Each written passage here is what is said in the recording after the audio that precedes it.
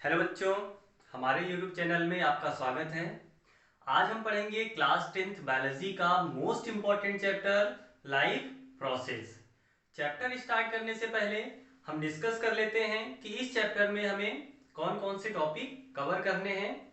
सबसे पहले देखना है लिविंग और नॉन लिविंग के बीच में डिफरेंस, किसके किसके बीच में, लिविंग और नॉन लिविंग के बीच में डिफरेंस। फिर उसके बाद देखेंगे लाइफ प्रोसेस, लाइफ प्रोसेस होता क्या है और कौन कौन सी इंपॉर्टेंट लाइफ प्रोसेसेस होती हैं, जैसे न्यूट्रिशन, रेस्पिरेशन, सर्कुलेशन और एक्सक्रीशन। सबसे पहले हम स्टार्ट करते हैं अपना पहला टॉपिक, लिविंग और नॉन लिविंग के बीच में डिफरेंस। किसके किसके बीच में, लिविंग और नॉन लिविंग के बीच में डिफरेंस। ऐसा क्या है जो लिविंग और नॉन लिविंग को एक दूसरे से अलग बनाता है, मतलब ऐसा लिविंग में क्या है जो नॉन लिविंग में नहीं है, या ऐसा नॉन लिविंग में क्या है जो लिविंग में नहीं है। तो दोनों में डिफरेंस कौन बताता है, तो सबसे पहले हम देखते हैं ग्रोथ। क्या देखते हैं, ग्रोथ। ग्रोथ का सिंपल सा मतलब होता है बढ़ना। क्या, ग्रोथ का सिंपल सा मतलब होता है बढ़ना।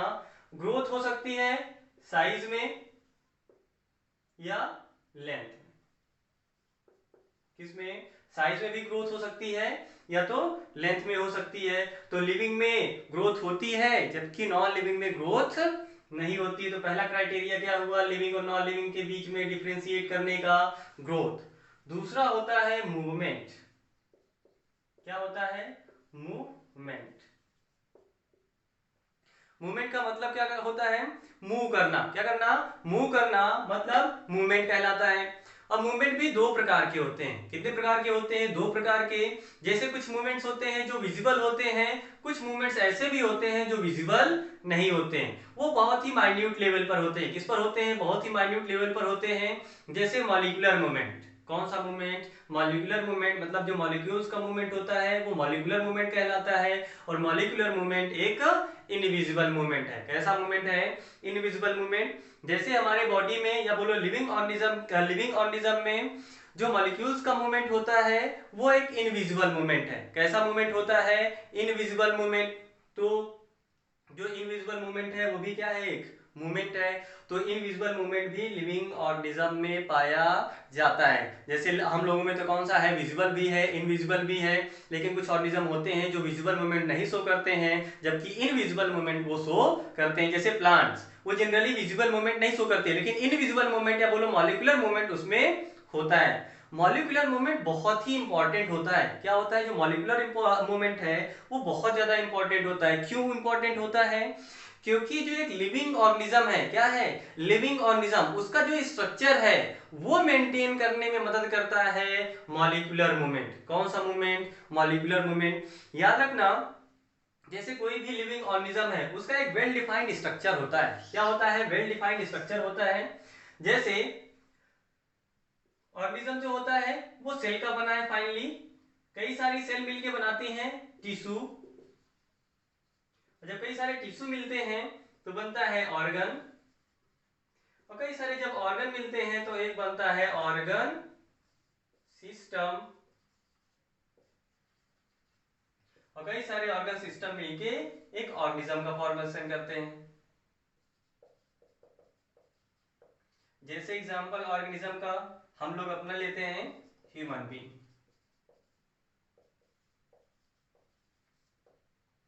कौन, ह्यूमन बीइंग किसका एग्जांपल हो गया, ऑर्गेनिज्म का। अब ये ह्यूमन बीइंग्स में पाए क्या जाते हैं, ऑर्गन सिस्टम, कई सारे ऑर्गन सिस्टम से मिलके बना है। जैसे digestive system,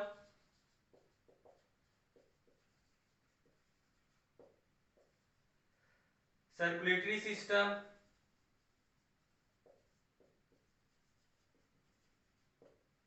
respiratory system,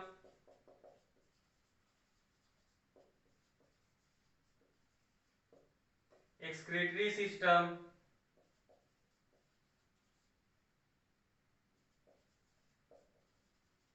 etcetera, और कई सारे सिस्टम हैं।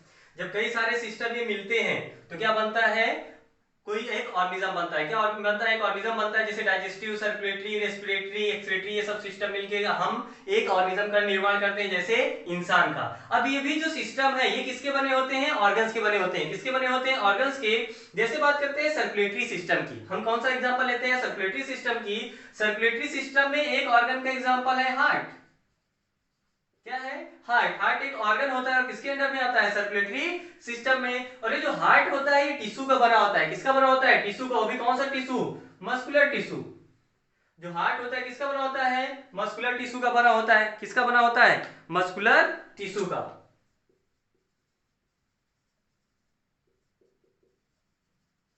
किसका बना है, मस्कुलर टिश्यू का। और जो मस्कुलर टिश्यू है ये भी किसके बने हैं, मसल सेल के।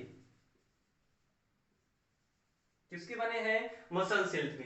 तो कोई भी ऑर्गेनिज्म है तो उसमें जो स्ट्रक्चर होता है ये वेल डिफाइंड होता है। क्या होता है, वेल डिफाइंड, या बोल सकते हैं वेल ऑर्गेनाइज्ड स्ट्रक्चर होता है। मतलब वहां पर सेल्स होती हैं, जब कई सारी सेल्स मिलती हैं तो टिश्यू बनता है, टिश्यू से ऑर्गन्स बनते हैं, ऑर्गन से ऑर्गन सिस्टम, और ऑर्गन सिस्टम से एक ऑर्गेनिज्म। लेकिन होता क्या है, इन्वायरमेंट के इफेक्ट के कारण, किसके कारण, इन्वायरमेंट के इफेक्ट के कारण जो ऑर्डर है, ये जो लिविंग ऑर्गेनिज्म का जो ऑर्डर है, वेल डिफाइंड जो स्ट्रक्चर है, इसमें कॉन्टिन्यूअस ब्रेकडाउन होता रहता है। क्या होता रहता है, ब्रेकडाउन होता रहता है। जैसे मान लो टिश्यूज है, टिश्यू सेल के बने हैं, किसके बने हैं, सेल्स के। तो सेल्स डैमेज होती रहती हैं। क्या होती रहती हैं, सेल्स डैमेज होती रहती हैं। अगर लिविंग ऑर्गेनिज्म को जिंदा रहना है तो ये स्ट्रक्चर मेंटेन रखना पड़ेगा। क्या करना पड़ेगा, ये स्ट्रक्चर मेंटेन रखना पड़ेगा। तो यार जब ब्रेक डाउन हो रहा है तो ब्रेक डाउन को क्या करना पड़ेगा हमें, अगर ये वहां पर ब्रेक डाउन हो रहा है तो हमें रीफॉर्मिंग भी करनी पड़ेगी। क्या करनी पड़ेगी, रीफॉर्मिंग करनी पड़ेगी, या बोलो मेंटेनेंस करना पड़ेगा। वहां पर क्या करना पड़ेगा, मेंटेनेंस करना पड़ेगा। जैसे एग्जांपल, मान लो सेल वहां पर डेड हुई, क्या हुई, जैसे मान लो सेल डेड हो गई, अपडेट हुई, तो उसकी जगह क्या आनी चाहिए, नई सेल आनी चाहिए। क्या होनी चाहिए, नई सेल आनी चाहिए। अगर सेल डेड हुई, उसकी जगह नई सेल नहीं आएगी तो ये ऑर्डर क्या हो जाएगा, डैमेज हो जाएगा, या बोलो जो ऑर्डर है वो डिस्ट्रॉय हो जाएगा। अगर ये ऑर्डर डिस्ट्रॉय हो जाएगा तो ऑर्गेनिज्म जो है वो सर्वाइव कर पाएगा, क्या, ऑर्गेनिज्म सर्वाइव नहीं कर पाएगा। अगर मान लो जैसे ये सेल है, सेल डेड हुई तो इसकी जगह नई सेल आनी चाहिए। और जो नई सेल होती है, बोलो जो सेल्स होती है वो मॉलिक्यूल ऑर्गेनिल्स की बनी होती है, या बोलो जो सेल्स होती है इसमें ऑर्गेनिल्स पाए जाते हैं।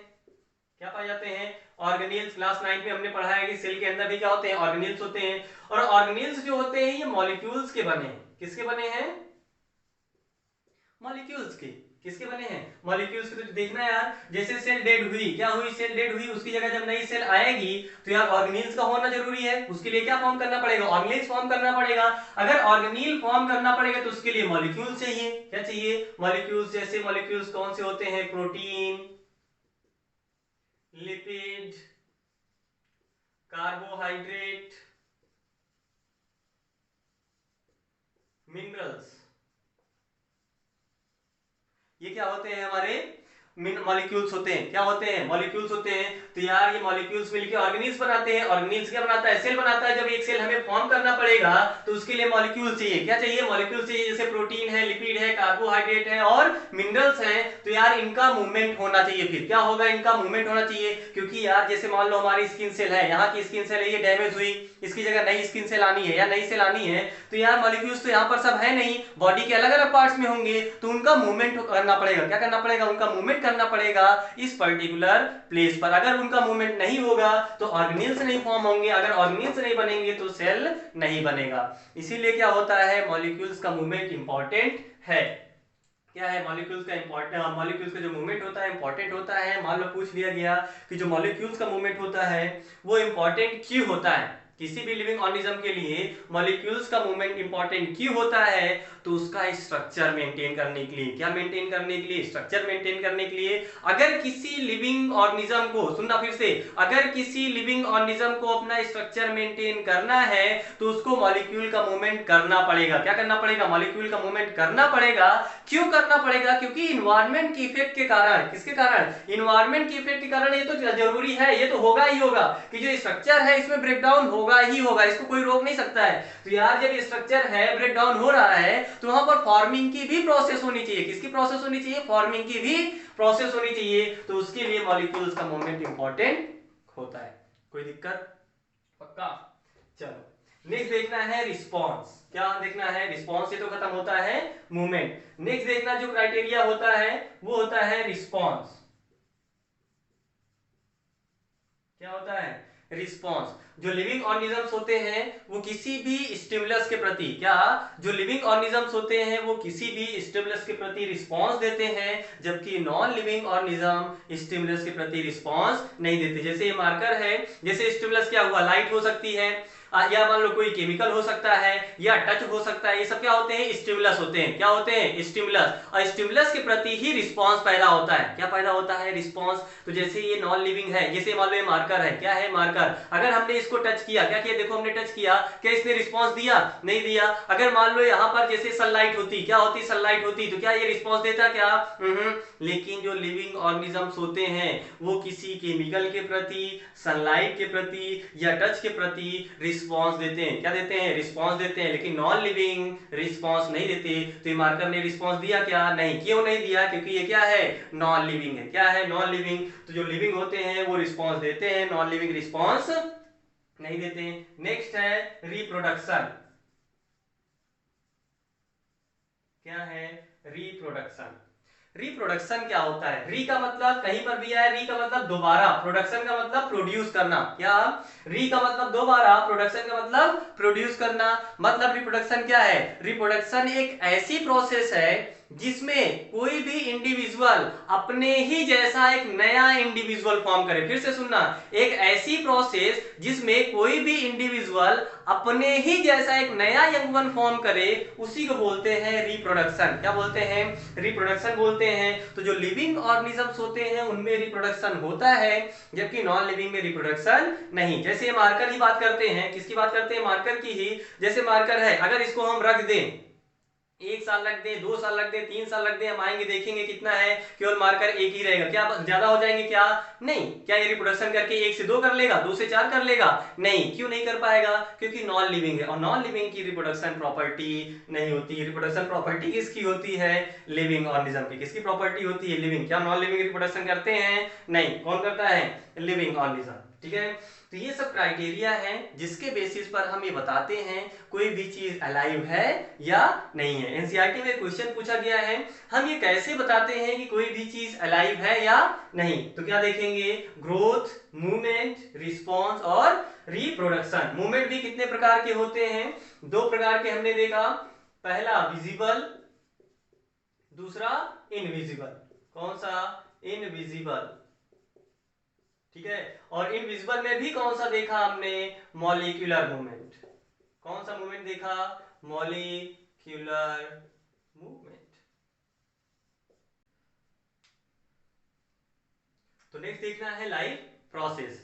लाइफ प्रोसेस क्या होता है? सुनना, वो सारी प्रोसेसेस, क्या वो सारी प्रोसेसेस जो एक लिविंग ऑर्गेनिज्म को अर्थ पर सरवाइव कराने में मदद करें, वही कहलाती हैं लाइफ प्रोसेसेस। फिर से सुनना, वो सारी प्रोसेसेस जो साथ में मिलकर किसी भी लिविंग ऑर्गेनिज्म को अर्थ पर सरवाइव कराने में मदद करें, वही कहलाती हैं लाइफ प्रोसेसेस। क्या कहलाती हैं? Life processes. मतलब जैसे जो लाइफ प्रोसेसेस हैं, बिना इनके हम जिंदा नहीं रहेंगे। क्या हम सरवाइव कर पाएंगे? क्या नहीं। और ये जो लाइफ प्रोसेसेस हैं ये हमेशा चलनी चाहिए। ऐसा नहीं कि हम सो रहे हो, या मान लो हम पढ़ रहे हो, या कोई हम काम कर रहे हो, कहीं पर बिजी हो, खेल रहे हो, तो ये लाइफ प्रोसेसेस क्या स्टॉप होनी चाहिए? क्या स्टॉप नहीं होनी चाहिए। तो ये जो लाइफ प्रोसेसेस हैं ये हमेशा चलती रहती हैं, कभी भी स्टॉप नहीं होती हैं। क्या कभी स्टॉप होंगी? क्या नहीं होंगी। चाहे हम सो रहे हो, चाहे हम खा रहे हो, चाहे हम पढ़ रहे हो, चाहे खेल रहे हो, ये सभी सभी समय पर होती है, मतलब कभी भी रुकती नहीं है। तो कौन कौन सी इंपॉर्टेंट लाइफ प्रोसेसेस होती हैं? देखना, कौन कौन सी इंपॉर्टेंट लाइफ प्रोसेसेस होती हैं। पहला है न्यूट्रिशन, दूसरा रेस्पिरेशन, तीसरा है सर्कुलेशन,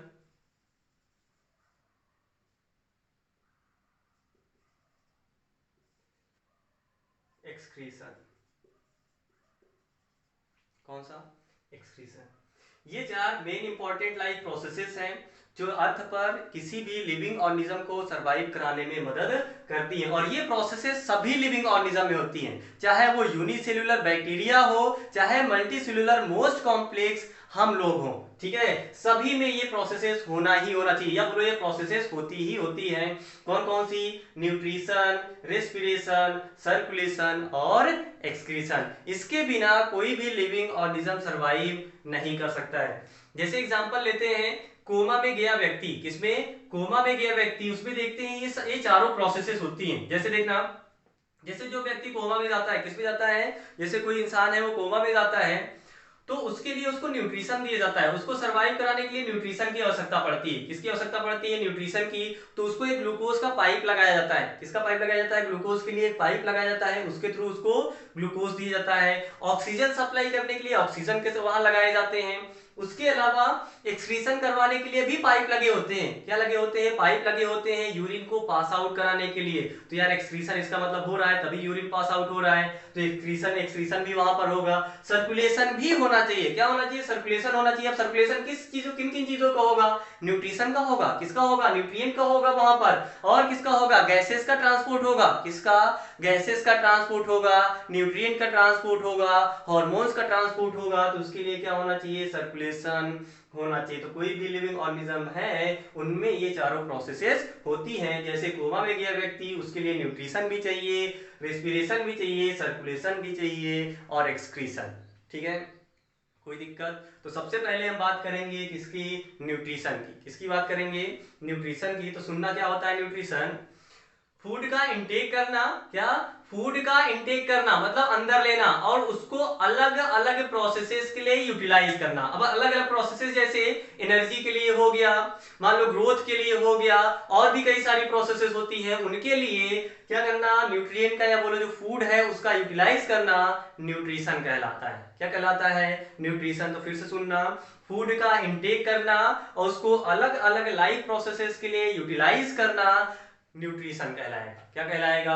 न्यूट्रिशन। न्यूट्रिशन भी दो प्रकार के होते हैं। कितने प्रकार के होते हैं? दो प्रकार के। अर्लियर क्लासेस में ये पढ़ चुके होंगे आप लोग कि जो न्यूट्रिशन होता है वो दो प्रकार का होता है। कौन कौन सा?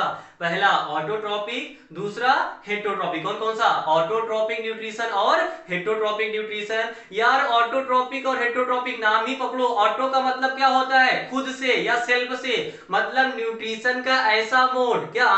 न्यूट्रिशन का ऐसा मोड जिसमें कोई भी ऑर्गेनिज्म अपना फूड खुद से प्रिपेयर करे, वो कहलाएगा ऑटोट्रॉपिक न्यूट्रिशन। क्या कहलाएगा? Autotrophic nutrition. और न्यूट्रिशन का ऐसा मोड जिसमें कोई भी ऑर्गेनिज्म किसी दूसरे ऑर्गेनिज्म पर डिपेंड हो अपने फूड के लिए। क्या हो? कोई भी ऑर्गेनिज्म किसी दूसरे ऑर्गेनिज्म पर डिपेंड हो अपने फूड के लिए, वो कहलाएगा हेटरोट्रॉपिक न्यूट्रिशन। क्या कहलाएगा? Heterotrophic nutrition. तो ऑटोट्रॉपिक न्यूट्रिशन में जो ऑर्गेनिजम्स होते हैं वो अपना फूड खुद से प्रिपेयर करते हैं, जबकि हेटरोट्रॉपिक जो ऑर्गेनिजम्स होते हैं वो अपना फूड प्रिपेयर नहीं करते। ऑटोट्रॉपिक का एग्जांपल याद रखना। ऑटोट्रॉप्स में आते हैं आपके प्लांट्स। क्या आते हैं? प्लांट्स। ऑटोट्रॉप कौन कौन से हैं? Most plant and some bacteria. याद रखना, ऑल प्लांट्स नहीं बोलना है। क्या? मोस्ट प्लांट, क्योंकि कुछ प्लांट्स ऐसे भी होते हैं जो हेटरोट्रॉप्स होते हैं। क्या होते हैं? हेटरोट्रॉप्स। अब आप बोलेंगे भैया प्लांट्स हेटरोट्रॉप्स होते हैं मतलब प्लांट दूसरों पर डिपेंड होते हैं। हाँ ये सही है। जैसे कसकटा। कौन? कसकटा। कसकटा एक ऐसा प्लांट है जो हेटरोट्रॉप है। क्या है? हेटरोट्रॉप। ठीक है, तो ज्यादातर जो प्लांट्स होते हैं वो ऑटोट्रॉप्स होते हैं। कुछ ऐसे भी प्लांट्स हैं जो हेटरोट्रॉप भी होते हैं। इसके अलावा कुछ बैक्टीरिया हैं वो भी ऑटोट्रॉप्स होते हैं। ऑटोट्रॉप्स के दो मोड होते हैं, ये भी दो प्रकार का होता है। पहला कीमो ऑटोट्रॉप। कौन सा? Chemo autotroph. नाम पकड़ लेना, निकल जाएगा। Chemo autotroph. दूसरा फोटो ऑटोट्रॉप।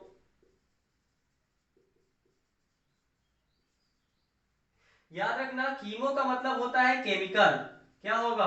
केमिकल।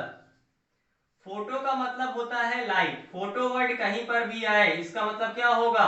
लाइट होगा। मतलब ऐसे ऑर्गेनिज्म जो केमिकल से अपनी एनर्जी डिराइव करें, ऐसे ऑर्गेनिज्म जो केमिकल का यूज करके अपनी एनर्जी डिराइव करें, वो कहलाते हैं कीमो ऑटोट्रॉफ। और ऐसे ऑर्गेनिज्म जो लाइट की मदद से या वो लाइट से अपनी एनर्जी डिराइव करें, वो कहलाते हैं फोटो ऑटोट्रॉफ। तो फोटो ऑटोट्रॉफ कौन होते हैं? प्लांट्स। कौन होते हैं? प्लांट्स। और जो बैक्टीरिया होते हैं वो कीमो ऑटोट्रॉफ्स होते हैं। क्या होते हैं? Chemo autotrophs. इसका कहने का मतलब क्या है? जो बैक्टीरिया है वो केमिकल का यूज करके अपनी एनर्जी डिराइव करते हैं, और जो प्लांट्स हैं वो लाइट से अपनी एनर्जी डिराइव करते हैं। और कौन सी प्रोसेस से करते हैं? क्या कौन सी प्रोसेस से करते हैं? तो फोटोसिंथेसिस। किससे करते हैं? फोटोसिंथेसिस। ठीक है। फोटोसिंथेसिस होता क्या है? सुनना। एक ऐसी प्रोसेस जिसमें प्लांट, क्या एक ऐसी प्रोसेस जिसमें प्लांट्स अपना फूड खुद प्रिपेयर करें, कार्बन डाइऑक्साइड और वाटर का यूज करके सनलाइट और क्लोरोफिल की प्रेजेंस में। फिर से सुनना। एक ऐसी प्रोसेस जिसमें प्लांट अपना फूड खुद से प्रिपेयर करे, कार्बन डाइऑक्साइड और वाटर का यूज करके क्लोरोफिल और सनलाइट की प्रेजेंस में। वही क्या कहलाता है? आपका फोटोसिंथेसिस। क्या कहलाता है? फोटोसिंथेसिस। जैसे देखना, फोटोसिंथेसिस की reaction carbon dioxide plus water, sunlight, chlorophyll, इसकी प्रेजेंस में ग्लूकोज बनाता है। ग्लूकोज का फॉर्मूला क्या होता है? C6H12O6। फॉर्मूला याद रखना। ग्लूकोज का क्या होता है? C6H12O6 plus oxygen plus water.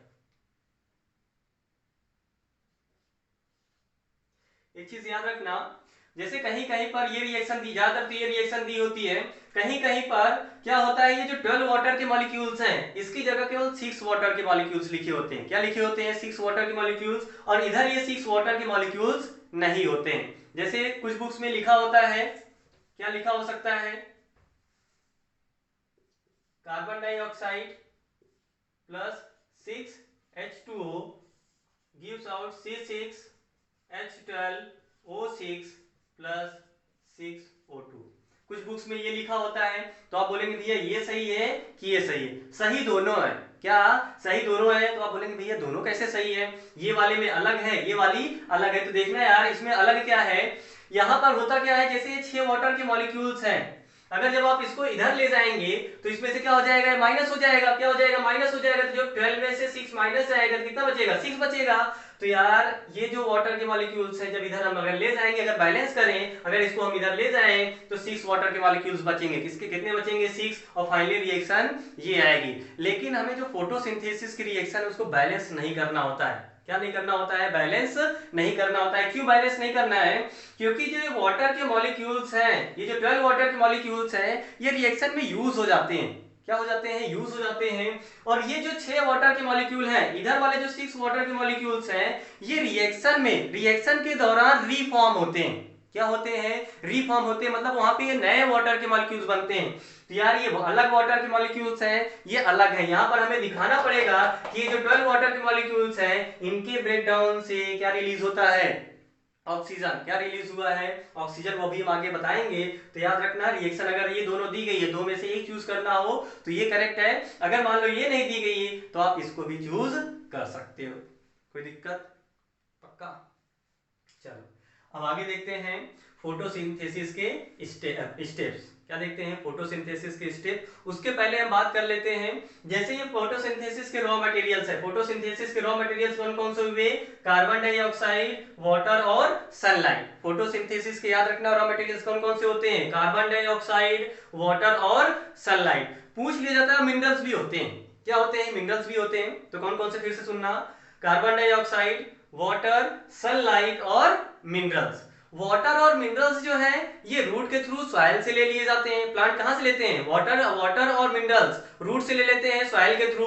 ठीक है, मतलब सॉइल से ले लेते हैं रूट के थ्रू। उसके अलावा जो कार्बन डाइऑक्साइड होता है ये कहां से लेते हैं प्लांट? एटमॉस्फेयर से। सनलाइट कहां से लेते हैं? सन से। तो ये भी क्वेश्चन पूछा जाता है यार सिंपल सा, कि जो रॉ प्लांट में कौन कौन से रॉ मटेरियल्स हैं और वो कहाँ से मिलते हैं प्लांट को। तो जैसे कार्बन डाइऑक्साइड हो गया, एटमॉस्फेयर से मिलेगा। वाटर हो गया, रूट से मिलेगा। कहाँ से? सॉइल से। कहाँ से? सॉइल से। इसके अलावा जो सनलाइट है वो सन से मिलती है। किससे मिलती है? सन से। नेक्स्ट देखना है स्टेप्स फोटोसिंथेसिस के। किसके? फोटोसिंथेसिस के स्टेप्स। यहाँ पर यार फोटोसिंथेसिस हमें बहुत ज्यादा डिटेल में नहीं पढ़ना है। फोटोसिंथेसिस हम क्लास 11th में डिटेल में पढ़ेंगे, वहां पर फोटोसिंथेसिस पर एक पूरा चैप्टर ही है। तो फोटोसिंथेसिस पर मात्र थोड़ा सा पढ़ना है। यहाँ पर थोड़ी स्टेप्स सीखनी है। वैसे स्टेप बहुत ज्यादा नहीं होती, बस 3 स्टेप है। कितने स्टेप हैं? 3 स्टेप। तो देखना क्या होता है, जैसे मान लो क्लोरोफिल हो। क्या हो? क्लोरोफिल। एक चीज याद रखना यार, जो क्लोरोफिल होता है, क्लोरोफिल पाया जाता है क्लोरोप्लास्ट के अंदर।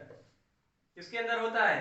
क्लोरोप्लास्ट। और क्लोरोप्लास्ट एक टाइप होता है प्लास्टिड का। किसका होता है? प्लास्टिड। और प्लास्टिड होता क्या है? ऑर्गेनिल। क्लास 9 में पढ़े हैं कि प्लास्टिड एक ऐसा ऑर्गेनिल होता है जो केवल प्लांट सेल में पाया जाता है। किसमें पाया जाता है? प्लांट सेल में। तो प्लास्टिड का एक टाइप होता है, जैसे प्लास्टिड में 3 प्रकार के होते हैं, क्लोरोप्लास्ट, क्रोमोप्लास्ट और ल्यूकोप्लास्ट। तो जो क्लोरोप्लास्ट होता है वो प्लास्टिड का एक टाइप है। इसी क्लोरोप्लास्ट के अंदर क्लोरोफिल पाया जाता है। क्या पाया जाता है? क्लोरोफिल। और जो क्लोरोफिल होता है ये ग्रीन कलर पिगमेंट होता है। कैसा पिगमेंट होता है? ग्रीन पिगमेंट होता है। कैसा है? Green pigment. याद रखना, क्लोरोफिल एक ग्रीन कलर का पिगमेंट होता है जो क्लोरोप्लास्ट के अंदर पाया जाता है। क्लोरोप्लास्ट किसका टाइप होता है? प्लास्टिड का। प्लास्टिड क्या होता है? एक ऑर्गेनेल। क्या होता है? ऑर्गेनेल। तो याद रखना फोटो से क्लोरोफिल के बारे में। नेक्स्ट देखना है स्टेप। तो जैसे क्लोरोफिल है, पहले स्टेप में देखना क्या होता है। जैसे मान लो क्लोरोफिल लिया हमने, क्या लिया? क्लोरोफिल लिया। क्लोरोफिल करता क्या है पहले स्टेप में, जैसे सनलाइट इस पर जो गिरती है उसको ये एब्जॉर्ब कर लेता है। क्या कर लेता है? एब्जॉर्ब। तो पहली स्टेप में क्या बोलेंगे? Absorption of light energy. क्या? Absorption of light energy by the, ये क्या था? क्लोरोफिल। तो absorption of light energy by the chlorophyll. दूसरे स्टेप में क्या होता है, जैसे जो लाइट एनर्जी है, लाइट एनर्जी तो हम यूज नहीं करते, अब जो प्लांट है वो लाइट एनर्जी तो यूज नहीं करेगा, वो केमिकल एनर्जी यूज करते हैं। कौन सी एनर्जी यूज करते हैं? Chemical energy. तो जो लाइट एनर्जी इसने एब्जॉर्ब किया, क्लोरोफिल ने जो लाइट एनर्जी एब्जॉर्ब किया, अब इसको ये कन्वर्ट करेगा केमिकल एनर्जी में। किस एनर्जी में कन्वर्ट करेगा? केमिकल एनर्जी में कन्वर्ट करेगा। तो सेकंड स्टेप में जो लाइट एनर्जी है वो किसमें कन्वर्ट कर दी जाएगी? केमिकल एनर्जी में। और यहीं पर ही वाटर की स्प्लिटिंग होगी। किसकी स्प्लिटिंग होगी? वाटर की। स्प्लिटिंग का मतलब क्या होता है? ब्रेक करना, तोड़ना। स्प्लिट, स्प्लिट का मतलब क्या होता है? तोड़ना। ठीक है। तो यार वाटर की स्प्लिटिंग भी की जाती है। जब यार वाटर की स्प्लिटिंग की जाएगी, ये देखो वाटर की हमने क्या कर दिया? स्प्लिटिंग किया। जब वाटर की स्प्लिटिंग किया तो क्या रिलीज हुआ? हाइड्रोजन और ऑक्सीजन। तो सेकेंड स्टेप में ही क्या किया जाता है? वाटर की स्प्लिटिंग की जाती है। अगर वाटर की स्प्लिटिंग होगी तो क्या रिलीज होगा? हाइड्रोजन और ऑक्सीजन। भैया जो ऑक्सीजन है आती ही कहां से? ये वाला ऑक्सीजन जो रिलीज होता है फोटोसिंथेसिस के दौरान, वाटर से आती है। किससे आती है? वाटर से। तो सेकेंड स्टेप में हमने देखा कि जो लाइट एनर्जी है उसको केमिकल एनर्जी में कन्वर्ट किया गया। इसके अलावा जो वाटर के मॉलिक्यूल्स थे उसको ब्रेक करके क्या निकाला गया? हाइड्रोजन और ऑक्सीजन। तीसरी स्टेप और लास्ट स्टेप, कार्बन डाइऑक्साइड जो है, क्या है? जो कार्बन डाइऑक्साइड है इसको रिड्यूस कर दिया जाता है कार्बोहाइड्रेट में। किसमें किया जाता है? कार्बोहाइड्रेट में। आप बोलेंगे भैया कार्बोहाइड्रेट क्या होता है? कार्बोहाइड्रेट शुगर का एक बड़ा ग्रुप होता है। क्या होता है? कार्बोहाइड्रेट शुगर का एक बड़ा ग्रुप होता है जो जिसके अंडर में कई सारी शुगर आती है, जैसे स्टार्च हो गया, सुक्रोज हो गया, उसके अलावा सेलुलोज हो गया, ग्लूकोज हो गया, फ्रक्टोज हो गया। ये सब क्या आते हैं? क्या होते हैं? कार्बोहाइड्रेट। क्या होते हैं? कार्बोहाइड्रेट। तो यार ग्लूकोज भी क्या है? एक कार्बोहाइड्रेट। तो ये भी हम बोल सकते हैं कि कार्बन डाइऑक्साइड का रिडक्शन किया जाता है ग्लूकोज में। किसमें किया जाता है? ग्लूकोज में। तो ये हुई 3 स्टेप फोटोसिंथेसिस की। कौन कौन सी? Absorption of light energy by the chlorophyll, दूसरा conversion of light energy into chemical energy, and splitting of water molecule into hydrogen and oxygen, और तीसरा हमने देखा रिडक्शन ऑफ कार्बन डाइऑक्साइड। क्या? Reduction of carbon dioxide into carbohydrate और glucose. कोई दिक्कत है? नहीं? पक्का? चलो अब नेक्स्ट बात करते हैं हम कि जैसे ये जो स्टेप्स होती है फोटोसिंथेसिस की, जो तीनों स्टेप्स हैं हमने बताया, पहली, दूसरी, तीसरी, क्या एक मतलब जो जितनी भी स्टेप्स होती है क्या सबका एक के बाद हो एक होना जरूरी है? मान लो क्वेश्चन पूछ लिया गया कि फोटोसिंथेसिस की जितनी भी स्टेप्स हैं, 3 स्टेप्स हैं, क्या ये एक के बाद एक होती ही है? क्या ये जरूरी है कि एक के बाद एक हो? तो ये जरूरी नहीं है। याद रखना, पूछा गया है क्वेश्चन एक बार कि जो फोटोसिंथेसिस की स्टेप्स हैं क्या वो जरूरी है कि एक के बाद एक ही हो? तो ऐसा जरूरी नहीं है। कोई स्टेप पहले हो सकती है, कोई स्टेप बाद में हो सकती है। हो सकता है कि पहले लाइट एनर्जी को एब्जॉर्ब कर लिया गया हो, उसके बाद में केमिकल एनर्जी में कन्वर्ट किया गया हो, वाटर की स्प्लिटिंग बाद में किया गया हो, या जैसे कार्बन डाइऑक्साइड है उसको उसका रिडक्शन बाद में किया गया हो। पक्का? नेक्स्ट देखना, तो याद रखना यार, यहां से एक क्वेश्चन और पूछा जाता है कि जो फोटोसिंथेसिस के दौरान, क्या फोटोसिंथेसिस के दौरान जो वहां पर ग्लूकोज फॉर्म होता है वो कहां से आता है, कैसे बनता है? तो कार्बन डाइऑक्साइड के रिडक्शन से। दूसरा क्वेश्चन कि जो फोटोसिंथेसिस के दौरान ऑक्सीजन रिलीज हुआ, क्या हुआ? फोटोसिंथेसिस के दौरान जो ऑक्सीजन रिलीज होता है वो कहां से आता है? तो वाटर की स्प्लिटिंग से। किससे आता है? वाटर की स्प्लिटिंग से। और तीसरा, जैसे मान लो पूछ लिया गया कि जैसे जो फूड होता है, या बोलो जो ग्लूकोज है, क्या है, जो वहां पर ग्लूकोज फॉर्म होता है उसके अंदर जो केमिकल एनर्जी होती है, क्या होती है? जो केमिकल एनर्जी होती है वो कहां से आती है? तो वो लाइट एनर्जी से आती है। कहां से आती है? Light energy. और ये भी पूछा जा सकता है कि लाइट एनर्जी ट्रैप कौन करता है? लाइट एनर्जी फोटोसिंथेसिस के दौरान ट्रैप कौन करता है? क्लोरोफिल। या क्लोरोफिल का फंक्शन पूछ लिया गया तो क्या करेगा? Absorption of light energy. क्या है? Absorption of light energy. ये खत्म होता है हमारा टॉपिक फोटोसिंथेसिस। क्या खत्म होता है? फोटोसिंथेसिस। नेक्स्ट देखना है स्टोमेटा के बारे में। किसके बारे में देखना है? स्टोमेटा।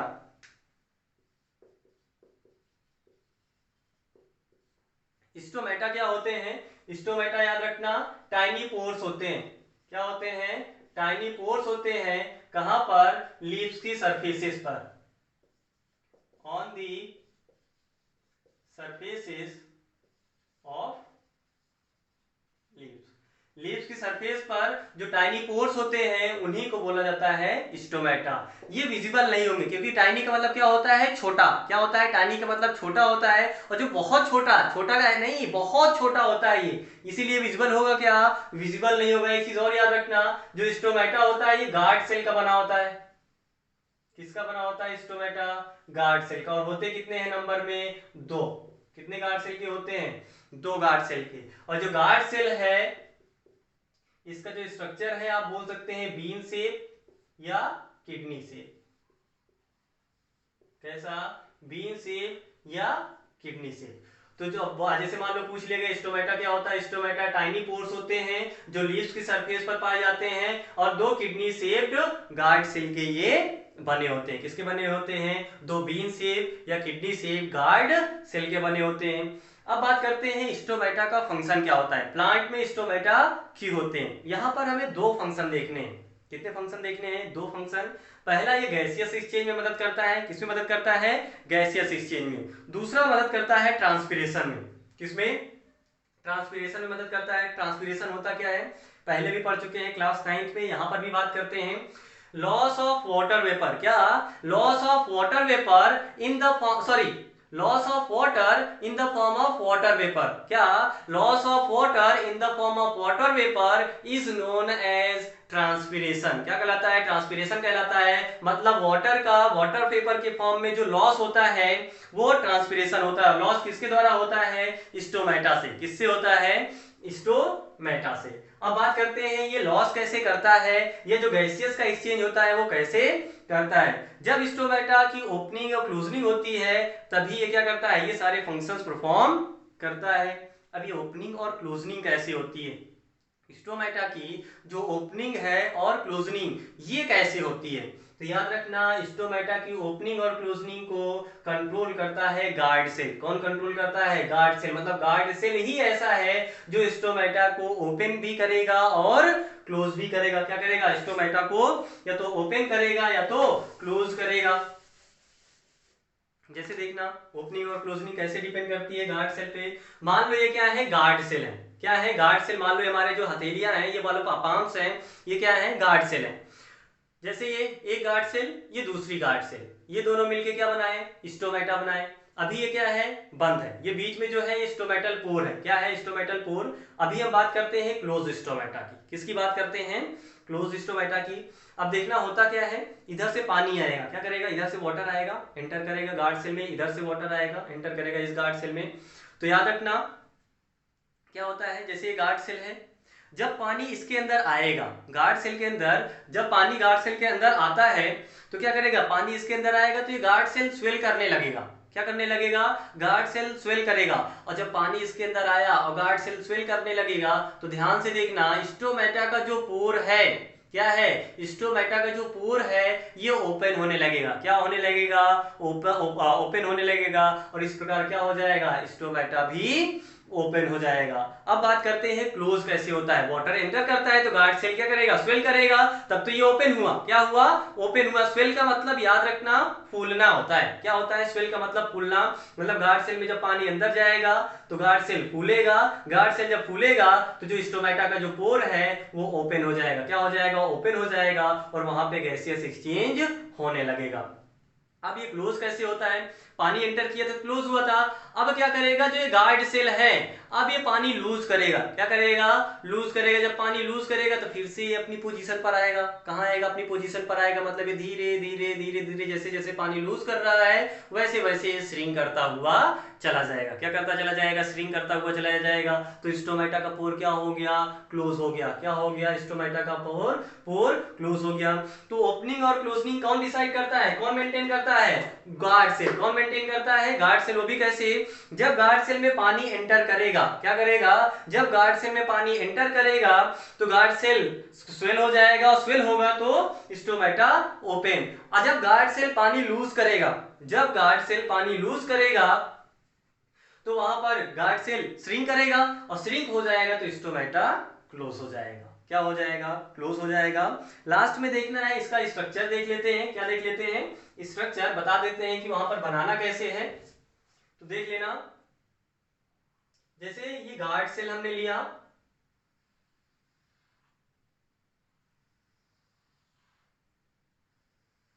ये क्या हो गई, दो गार्ड सेल। अब बनाना कैसे, हम पहले क्या करेंगे, दो गार्ड सेल बनाएंगे, इसके बाद इसके चारों ओर इधर उधर टेढ़ा मेढ़ा स्ट्रक्चर ड्रॉ कर देंगे, इतना तो कर ही सकते हैं।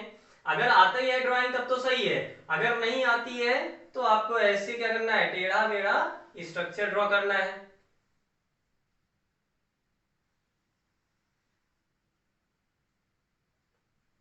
अब नेक्स्ट क्या करना है, यहां से एक लाइन ऐसे मिला देनी है, यहां से पकड़ो, यहां मिला दो, यहां पकड़ो, यहां,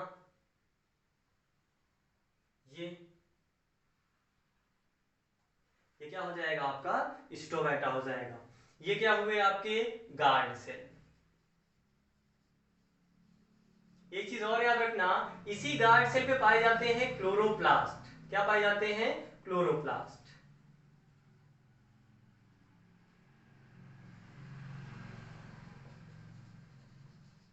तो क्लोरोप्लास्ट भी पूछा जा सकता है, कहां पर होता है, तो गार्ड सेल पर होता है, कहां होता है, गार्ड सेल पर। और ये जो बीच में है ये होता है स्टोमेटल पोर, क्या होता है, स्टोमेटल पोर। तो याद रखना, अगर डायग्राम बनाना ना आता हो तो ऐसे बनाना, सबसे पहले गार्ड सेल ड्रॉ करनी है, फिर उसके चारों ओर एक सिंपल सा स्ट्रक्चर ड्रॉ करना है टेढ़ा मेढ़ा, फिर इसको ले जाकर वहां पर ज्वाइन कर देना है, और क्या बन जाएगा, आपका स्टोमेटा तैयार हो जाएगा। स्टोमेटा में देखना, जो गार्ड सेल होती है उसमें पाया जाता है क्लोरोप्लास्ट, इनके बीच में क्या होते हैं, स्टोमेटल पोर्स, और ये दोनों क्या होती हैं, गार्ड सेल। तो ये तो खत्म होता है हमारा स्टोमेटा, क्या खत्म होता है, स्टोमेटा।